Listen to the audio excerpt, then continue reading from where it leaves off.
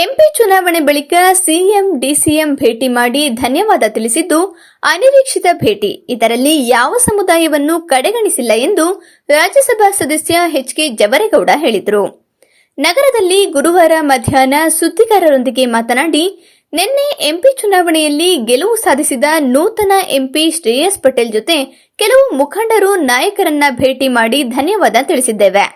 ಇದರಲ್ಲಿ ಯಾರೊಬ್ಬ ಜಾತಿ ಹಾಗೂ ಸಮುದಾಯದ ಕಡೆಗಣನೆ ಬಗ್ಗೆ ಯೋಚಿಸುವುದು ಬೇಡ.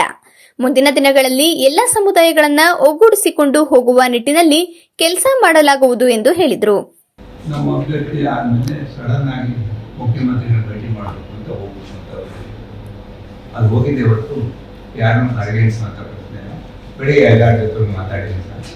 ಮುಂದಕ್ಕೆ ಅದು ಅವಕಾಶ ಎಲ್ಲರೂ ಪ್ರೀತಿತ್ತು ಅಂತ ಅದು ಸಡನ್ ಆಗಿ ಹೋಗ್ಬೇಕಂತ ಫಿಕ್ಸ್ ಆಗಿದ್ದೆ. ಬೇರೆ ಕಾರಣಕ್ಕಲ್ಲ, ಬೇರೆ ಕಾರಣಕ್ಕಲ್ಲೇ ಅಲ್ಲ. ಆಮೇಲೆ ನಾವಾಗಲಿ ಇನ್ಯಾರೇ ಆಗಲಿ ಗಟ್ಟಿಯಾಗಿ ಓಟ್ ಹಾಕಿದ್ರೆ ಮರೆಯಕ್ಕೆ ಸಾಧ್ಯನೇ ಇಲ್ಲ. ಸೊ ಅದು ಮಾಡೋಲ್ಲ. ಕಾರಣ ಯಾಕೆಂದ್ರೆ ಯಾರು ಓಟ್ ಹಾಕಿದೆ ಅಂತ ನಮ್ಗೆ ಎಲ್ಲ ಇದೆ.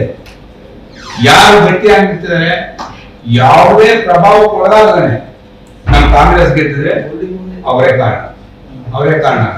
ನಾವು ಓಟ್ ಹಾಕಿದ್ದೀವಿ, ಆದ್ರೆ ಹೆಚ್ಚು ಪ್ರಮಾಣದ ಗಟ್ಟಿಯಾಗಿ ನಿಂತರು, ತಲೆಮರೆಯಲ್ಲಿ ನಿಂತರು, ತೆರೆ ಮೇಲೆ ಬಂದವರು ಬಹಳ ಜನ ಅವಕಾಶ ಕೊಡಲ್ಲ.